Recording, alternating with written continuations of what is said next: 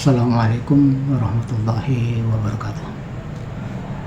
Sobat-sobat siabah, pada kesempatan kali ini kita melanjutkan pembahasan tentang hukum pidana.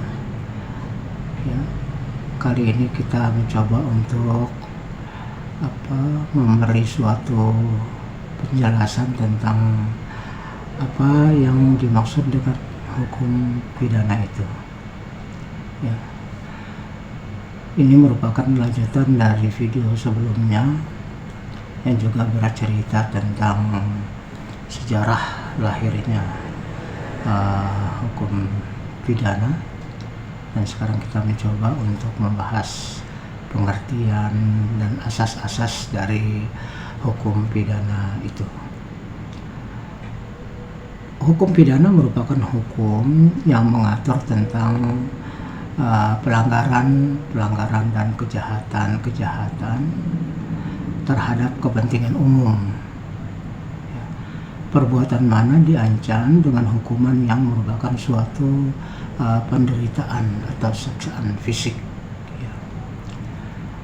Jika pelanggaran merupakan suatu hal-hal yang kecil atau ringan, tetapi juga ada ancamannya, yaitu hukuman denda atau kurungan, maka yang dimaksud kejahatan adalah mengenai soal-soal yang besar seperti pembunuhan, penganiayaan, penghinaan, pencurian, dan sebagainya.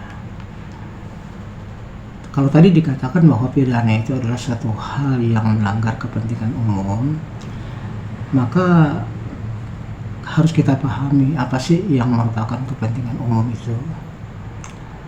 Kepentingan umum dalam hal ini adalah yang menyangkut kepentingan dari badan dan peraturan perundang-undangan negara, seperti negara itu sendiri, undang-undang, peraturan pemerintah, dan lain-lainnya. Jadi dalam hal ini berarti pelanggaran terhadap hal-hal tersebut bisa dikenakan sanksi, yaitu sanksi ringan jika merupakan pelanggaran dan merupakan sanksi yang berat jika merupakan suatu kejahatan. Di samping kepentingan umum yang berupa badan negara, undang-undang, peraturan, dan sebagainya, maka juga kepentingan umum itu diartikan sebagai kepentingan hukum tiap manusia atau tiap warga negara, yaitu yang menyangkut jiwa raga mereka, menyangkut kemerdekaan mereka, menyangkut kehormatan, dan juga menyangkut hak milik atau harta benda mereka. Di dalam hukum pidana tentunya ada dasar-dasar atau ada asas-asasnya yang berlaku secara general, secara universal. Yang pertama adalah asas geen straf zonder schuld, yang artinya asas tidak ada hukuman tanpa kesalahan. Artinya tidak mungkin seseorang itu akan dihukum jika memang padanya tidak terbukti adanya suatu kesalahan. Oleh karena itulah biasanya suatu tuduhan tentu harus dibuktikan terdahulu, sehingga hakim nanti mengambil suatu putusan biasanya dengan kalimat apakah seseorang itu terbukti atau tidak terbukti melakukan kesalahan yang dituduhkan kepadanya. Jadi intinya tidak ada hukuman kalau tidak ada terbukti kesalahan yang dibuatnya. Kemudian yang kedua, asas bahwa apabila ada perubahan dalam perundang-undangan sesudah peristiwa itu terjadi, maka dipakailah ketentuan yang paling menguntungkan bagi si tersangka. Kan tadi disebutkan bahwa suatu perbuatan itu akan dianggap sebagai suatu kesalahan kalau memang sudah ada peraturan yang mengaturnya. Nah, kemudian jika kemudian dia sudah melakukan suatu peristiwa, kemudian perubahan terjadi dalam perundang-undangannya, maka yang akan dipakai adalah ketentuan yang dianggap paling menguntungkan bagi si tersangka. Ya, misalnya dalam ketentuan lama dia dijatuhi hukuman terancam hukuman 3 tahun penjara atas suatu perbuatannya. Lalu kemudian ketika peristiwanya sudah terjadi, tiba-tiba kemudian ada perubahan dalam ketentuan perundang-undangan, di mana kemudian yang baru menyebutkan untuk hal yang sama itu kejahatan tersebut akan terkena sanksi 5 tahun. Maka jika ada kasus seperti ini, yang berlaku adalah yang 3 tahun tadi, bukan yang 5 tahun. Ya, kecuali itu untuk yang kasus-kasus berikutnya tentu akan berkaitan dengan peraturan yang baru. Tapi kalau misalnya seseorang itu sedang dalam proses, kemudian terjadi perubahan yang dari 3 tahun menjadi 5 tahun, maka yang digunakan adalah yang paling menguntungkan bagi dia. Oke, yang berikutnya asas adalah lex specialis derogat lex generalis. Artinya asas hukum pidana khusus mengesampingkan hukum pidana umum.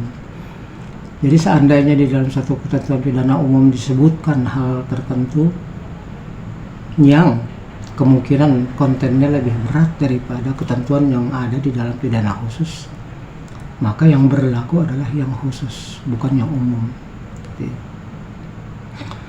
Kemudian juga ada asas bahwa hukum pidana Indonesia berlaku terhadap setiap orang yang berada dalam wilayah Indonesia dan dia melakukan suatu tindak pidana. Jadi dengan demikian, orang-orang asing yang sedang berada di Indonesia dan dia melakukan suatu tindak pidana, maka kepadanya akan dikenakan pasal-pasal sesuai dengan apa yang tercantum di dalam hukum pidana Indonesia. Ya. Jadi dengan demikian, meskipun dia orang asing, dia akan tetap diadili berdasarkan hukum yang ada di Indonesia. Ya. Kemudian hukum pidana itu sendiri berbagai macam. Ada hukum pidana objektif, ya. Kemudian ada hukum pidana subjektif. Hukum pidana objektif adalah hukum pidana materi, yaitu hukum pidana yang mengatur ketentuan-ketentuan tentang suatu perbuatan akan diancamkan dengan hukuman berapa lama atau hukuman apa jika terbukti dia bersalah melakukan hal tersebut. Sedangkan hukum pidana subjektif merupakan hak negara atau alat-alat negara untuk melakukan suatu penjatuhan hukuman. Ya. Jadi ada hukum pidana objektif, ada hukum pidana subjektif. Demikian juga ada hukum pidana umum, yaitu hukum pidana yang berlaku untuk setiap individu, untuk setiap warga negara Indonesia. Berlaku secara umum untuk siapapun, dari golongan manapun, dari kalangan apapun, sama. Tapi di samping itu ada hukum pidana khusus. Hukum pidana khusus ini antara lain adalah hukum pidana militer. Jadi di kalangan militer ada hukum pidana tersendiri yang berlaku untuk mereka. Jadi mereka, kalau seorang anggota militer melakukan pidana, kalau di militer aktif ya, belum pensiun, maka berlaku kepadanya hukum pidana militer. Tetapi ketika dia sudah bukan lagi anggota militer atau dia sudah menjadi sipil, maka tentu yang berlaku padanya adalah hukum pidana umum, yaitu pidana yang memang berlaku untuk setiap warga negara. Di samping pidana khusus untuk militer juga ada hukum pidana pajak. ya pidana pajak atau fiskal. Ini terkait dengan masalah keuangan negara, baik pajak maupun fiskal. Ini ada hukum pidananya tersendiri. Oke. Jenis-jenis hukum pidana pokok atau pidana utama. Sebenarnya di zaman dulu itu sendiri cukup hukum pidana itu sudah boleh dikatakan sangat berat ya. Tetapi kemudian makin kemari kemudian dicoba untuk menyesuaikan dengan kondisi zaman. Kalau dulu hukum pidana mati itu adalah di tangan algojo, di mana algojo itu bisa melakukan penggantungan atau bahkan ke belakangnya lagi melakukan pemenggalan kepala. Tetapi kemudian akhir-akhir ini hukum pidana mati itu digeser, dirubah menjadi hukuman tembak mati. Jadi itu untuk pidana mati. Sedangkan hukum pidana penjara bisa meliputi pertama pidana seumur hidup, atau yang kedua pidana penjara selama waktu tertentu.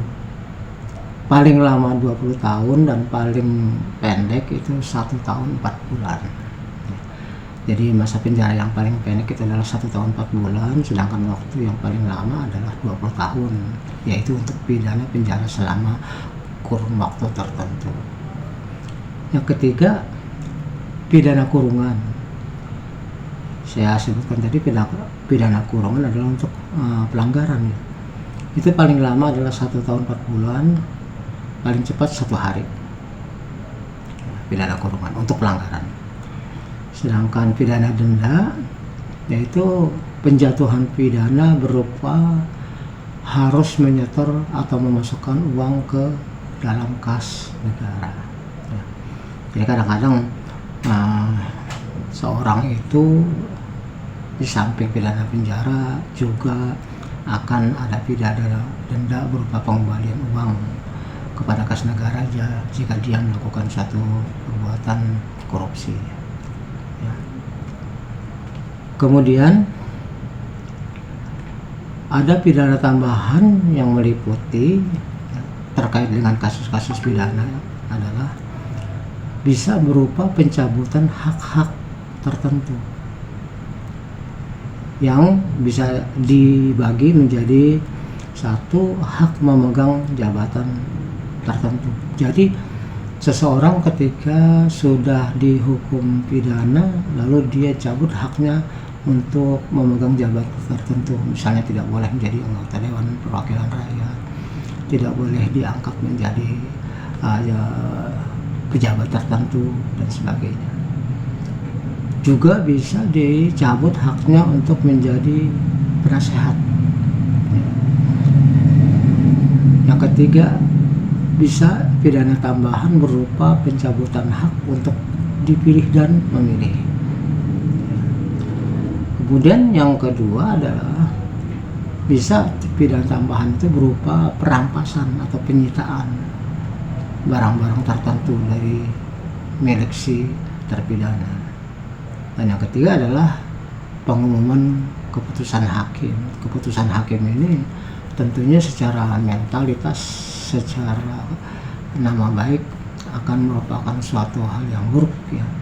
Pengumuman keputusan hakim bahwa seseorang dinyatakan bersalah, kemudian dia di penjara sekian tahun dan mendapatkan pula pidana tambahan berupa apa gitu. Oke. Sekarang kita melihat adalah bagaimana sih sebenarnya sistematika dari Kitab Undang-Undang Hukum Pidana, di mana Kitab Undang-Undang Pidana ini sendiri sama dengan Kitab Undang-Undang Hukum Perdata merupakan terjemahan langsung dari Kitab Undang-Undang Hukum Pidana di masa kolonial dulu yang kemudian berlakukan setelah Indonesia merdeka dengan catatan dalam peraturan pengalihan termasuk undang-undang yang nanti akan dilakukan perbaikan penyempurnaan sesuai dengan Undang-Undang Dasar 45. Tapi kembali bahwa setelah 76 tahun Indonesia merdeka, kita masih menggunakan KUHP yang lama, sedangkan KUHP yang baru masih sedang berproses ya. Sistematika KUHP itu adalah buku satu berisi aturan-aturan umum, ya. Kemudian yang kedua, buku 2 berisi masalah kejahatan, ya. Yang ketiga berisi tentang masalah pelanggaran, ya. Jadi dengan demikian kalau kita lihat bahwa hukum pidana ini sebenarnya kalau diberlakukannya pada tahun 1800-an dulu, ya, di mana tindak-tindak pidana kejahatan boleh dikatakan masih cukup sederhana, tidak sekompleks sekarang. Mungkin ada asas-asas yang memang masih berlaku, tapi juga ada asas yang harus dilakukan penyempurnaan, termasuk juga pasal-pasalnya. Karena kalau dulu itu kan belum ditemukan adanya digitalisasi informasi. Nah, sekarang sudah lumrah, dan bahkan semua orang mulai dari anak kecil sampai orang dewasa boleh dikatakan semuanya mengenal, ya, penggunaan internet. Sehingga informasi yang disampaikan melalui alat-alat digital ini sifatnya sudah berbeda dengan kejahatan-kejahatan yang dilakukan pada waktu era digitalisasi belum sampai, ya. Kita melihat bahwa sejak tahun 80-an, 90-an ke sini itu penggunaan internet sudah sedemikian masif. Indonesia juga tercatat sebagai negara yang sangat banyak menggunakan internet, ya.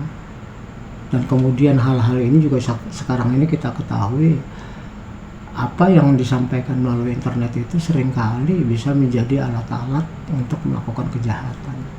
Apakah itu penipuan, apakah itu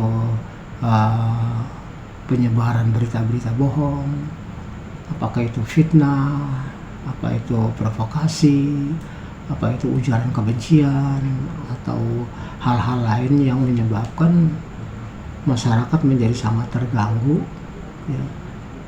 Terutama juga nama baik seseorang gampang sekali terganggu oleh karena ucapan maupun tindakan dari orang-orang pengguna internet yang tidak terkendali. Nanti dalam kesempatan berikutnya akan kita coba untuk mengulas atau mempelajari satu persatu kasus-kasus yang akan kita bandingkan. Dulu seperti ini kondisinya, dan kemudian sekarang kondisinya seperti ini, ya. Dalam hal penggunaan pasal-pasal yang sama, karena yang berlaku masih tetap kitab undang-undang hukum pidana yang itu juga. Cuma memang kondisi menyebabkan adanya perubahan yang merupakan keniscayaan untuk diterapkan, sehingga penerapan alasan ataupun penjatuhan hukuman di masa yang dulu mungkin tidak bisa cocok lagi dengan apa yang terjadi sekarang, sehingga sang hakim memang harus melakukan suatu temuan, suatu terobosan, bagaimana caranya dia bisa membaca undang-undang yang kurang lebih sama dengan yang dibaca oleh hakim-hakim terdahulu pada masa sebelum digitalisasi, dan sekarang harus menggunakan hal yang sama tetapi untuk coraknya yang mungkin sudah mengalami perbedaan yang cukup jauh. Baik, saya kira untuk kali ini perbincangan kita singkat saja, ya. Itu yang bisa saya sampaikan, mudah-mudahan ada manfaatnya. Akan kita lanjutkan besok. Assalamualaikum warahmatullahi wabarakatuh.